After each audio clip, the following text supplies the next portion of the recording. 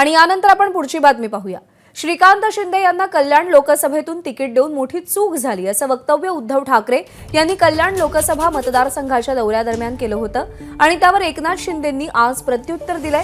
काय म्हणालेत मुख्यमंत्री पाहूया।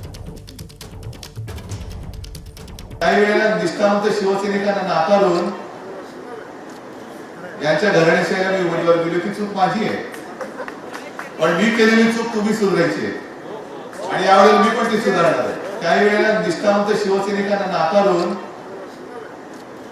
यांच्या घराण्याशिवाय मी उमेदवार दिली, ती चूक माझी आहे, पण मी केलेली चूक तुम्ही सुधारायची आहे आणि यावेळेला मी पण ती सुधारणार आहे।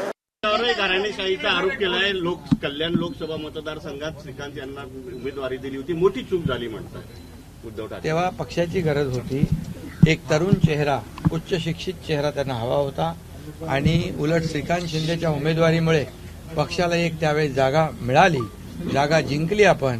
परंतु या जे काय म्हणतो त्यांना, जे काय राज्यामध्ये जे काय विकासाची कामं सुरू आहेत, ज्या पद्धतीने कामं सुरू आहेत, केंद्राचा सपोर्ट मिळतोय, राज्याचा सपोर्ट मिळतोय, डबल इंजिन सरकार आहे, शिवडी नावाशेवाचं उद्घाटन होतंय आणि मोदीजी कुठे, तुम्ही कुठे, मोदीजींच्या नखाची सर पण यांना येणार आहे का?